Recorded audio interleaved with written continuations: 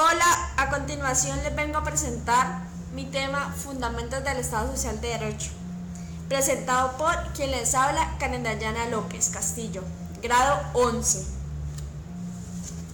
Uno de los grandes intereses de la filosofía es reflexionar en torno a las distintas formas políticas existentes, con el fin de evaluar la legitimidad de cada una de ellas y de tratar de encontrar soluciones a los problemas con los que se enfrentan.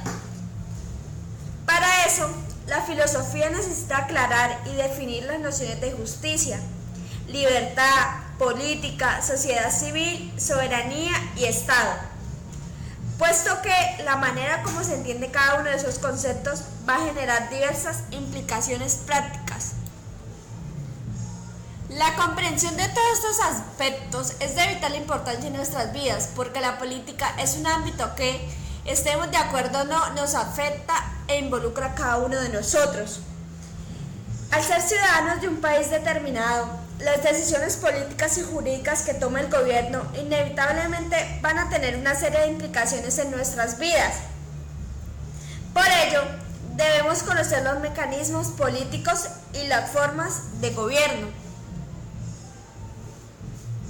Una de las posibles formas políticas que se puede adoptar es la del Estado Social de Derecho, que se caracteriza por construir una sociedad libre, democrática y justa.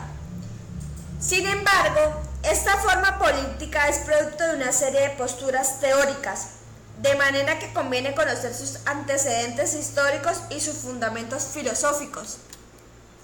La libertad y el Estado liberal. Así como para participar un deporte, por ejemplo, jugar al fútbol, hay que seguir ciertas reglas. Para vivir en comunidad necesitamos de un sistema de normas que le ponga límites a lo que podemos hacer. ¿Conoces el mandamiento bíblico, no matarás? Es una regla que le pone límites a lo que las personas pueden hacer. Prohíbe que se maten entre sí. Sin ella, la convivencia sería muy difícil. Un sistema de normas, junto con los mecanismos para hacerlas cumplir, es una institución. La FIFA es, por ejemplo, la institución que dirige el fútbol mundial, decide sus reglas y vela por el cumplimiento de estas. Las instituciones políticas, por su parte, son aquellas que determinan y garantizan el cumplimiento de las leyes de una sociedad. El problema de la justicia de las instituciones políticas incluye preguntas como: ¿cómo decidir que las leyes son justas? ¿Quién o quiénes deciden que leyes son justas? ¿Quién va a ser el encargado de velar por el cumplimiento de esas leyes y cuáles serán los límites de su acción?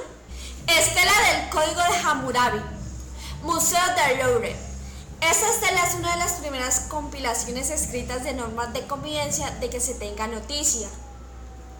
La libertad de los antiguos. Dos ciudades de la antigüedad, Atenas y Roma, respondieron estas preguntas en la práctica. La primera, organizándose bajo la forma de una democracia. La segunda, haciéndolo bajo la forma de una república. Las instituciones políticas atenienses y romanas comparten una característica muy importante. Lo que las hace justas es que todos los ciudadanos participan en la definición de las leyes y de los medios para garantizar su cumplimiento. Sus diferencias se presentan en los mecanismos de participación ciudadana. En el caso ateniense, la participación era directa. Los ciudadanos tomaban las decisiones reunidos en una asamblea. En el caso romano, las tomaban indirectamente, por medio de representantes. Cabe recordar que en la antigüedad se excluía de la condición de ciudadano a las mujeres, a los extranjeros y a los esclavos. El término democracia procede de los vocablos griegos demos, que significa pueblo, y kratos, que significa gobierno o poder. La palabra república procede del vocablo latino res publica, que significa cosa o asunto del pueblo. El vocablo ciudadano procede del latín civis, que significa hombre o mujer protegido por el derecho romano. La disipación del problema de la libertad en el medioevo. Con la disolución del Imperio Romano de Occidente hacia el siglo V, Europa se fragmentó en pequeños dominios cuyos gobernantes son conocidos como señores feudales. Cada uno de esos debió entonces obtener por sus propios medios todo lo que antes le suministraba el imperio. Así, el señor feudal le interesaba especialmente la tierra. Debía defender su territorio y garantizar a sus siervos la provisión de alimento. El régimen feudal originó una serie de instituciones políticas, económicas, sociales y culturales marcadas por la distinción entre señores nobles y siervos plebeyos.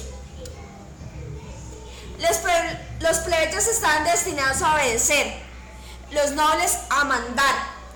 Sin embargo, esas instituciones no eran percibidas como injustas por los plebeyos debido a una alianza entre los nobles y la Iglesia Católica que funcionaba de la siguiente forma. La Iglesia, con una fuerte influencia sobre los siervos, reconocía que los privilegios de la nobleza provenían directamente de la voluntad de Dios. Los nobles usaban su poder para garantizar que la Iglesia mantuviera su poder en Europa. En esas condiciones, el problema de la libertad política ni siquiera se podía plantear. Las instituciones políticas eran justas solo si el soberano, quien determinaba y hacía cumplir las leyes, seguía la palabra de Dios, es decir, si acataba las indicaciones de la Iglesia Católica. Así que la participación política de los vasallos era irrelevante. Esclavos romanos pisando la uva, en un relieve que se conserva en el Museo Arqueológico de Venecia. La libertad de los modernos. La afirmación de que todo ser humano en cuanto tal tiene la capacidad de ser libre y el derecho de ejercerla es el fruto del florecimiento de las teorías del derecho natural en la Edad Media y moderna, y desembocará en el concepto de libertad de los modernos. En efecto, por medio del derecho natural, se afirma la idea de que, con anterioridad a la formación de las comunidades políticas, es decir, por naturaleza, cada persona tiene unos derechos que la sociedad debe respetar. A esos derechos se les ha llamado también libertades, porque son, por ejemplo, el derecho a expresar la propia opinión o libertad de expresión, a profesar el culto que se desee o libertad religiosa, a reunirse con otros o libertad de asociación, y a elegir representantes que gestionen las cuestiones públicas, de modo que cada quien puede disfrutar de su vida privada. Para la nueva mentalidad, una persona no es más libre cuanto más participa en la vida pública, sino cuando se respetan sus derechos, entre ellos el de elegir representantes que se encarguen de gestionar las cuestiones públicas, pudiendo así disfrutar de su vida privada. De este modo, nacen los gobiernos representativos, en los que el pueblo no gobierna directamente, como en la democracia ateniense, sino por medio de sus representantes. Libertad positiva. El filósofo e historiador Isaiah Berlin, 1909-1997, propuso una distinción entre los conceptos de libertad positiva y libertad negativa. Según Berlin, la libertad positiva equivale a ser uno mismo su propio dueño. Lo que tiene de positivo esta clase de libertad es que consiste en el que el individuo tiene el mismo el control sobre su propia vida y sus propias decisiones, y no depende de fuerzas exteriores que le manejen como si fuera una marioneta. Libertad negativa. En cambio, la libertad negativa consiste en no tener interferencias ni impedimentos por parte de otras personas que le impidan al individuo llevar a cabo sus deseos, sean cuales sean. Lo que tiene de negativo esta clase de libertad es que consiste en que otros no hagan nada para impedirme hacer lo que quiero. Berlin comenta que una buena definición de libertad negativa es la que escribió el filósofo Thomas Hobbes. Un hombre libre es aquel que no tiene ningún impedimento para hacer lo que quiere hacer. El individualismo posesivo. La libertad moderna es, sin duda, una conquista histórica muy valiosa, puesto que lleva consigo una fuerte exigencia de preservar los derechos individuales frente a posibles abusos por parte del Estado o de otras instituciones o personas. Pero tiene el peligro, como han señalado muchos críticos del liberalismo, de que se llegue a creer que las personas somos islas, es decir, que podemos vivir una vida realmente humana sin contar con los demás, o como mucho asociándonos con otros para satisfacer intereses puramente egoístas. No existe individuo humano que no tenga contraído una deuda con la sociedad y que se pueda considerar a sí mismo totalmente independiente de ella. Uno de los críticos del liberalismo moderno ha sido el filósofo canadiense Clifford Mapperson, 1911-1987. Según él, en el nacimiento de la moderna se abrió paso el individualismo posesivo, una concepción del ser humano según la cual cada uno es el único propietario de su propia persona, de sus capacidades físicas e intelectuales, así como de los productos que se deriven de tales capacidades, sin que tengamos deuda alguna con la sociedad.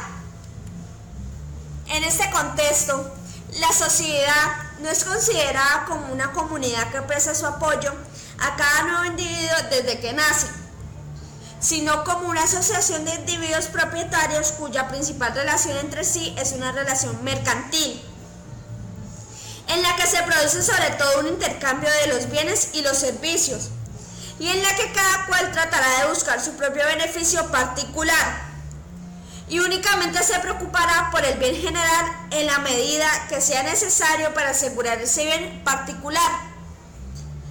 Por eso se entiende que la función principal del Estado es la de proteger la libertad del individuo y la propiedad privada de los bienes, sin negar que las ideas del individualismo posesivo han tenido un gran éxito y están muy presentes en nuestra época.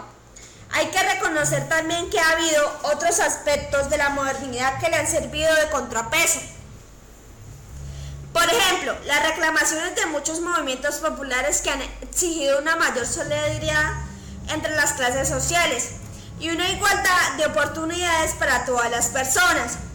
La insistencia de muchos grupos sociales en la necesidad de preservar los bienes públicos accesibles a todos. Además del individualismo egoísta, existe también un individualismo altruista o cooperativo. Immanuel Kant afirmó que los seres humanos estamos dotados de una insociable sociabilidad.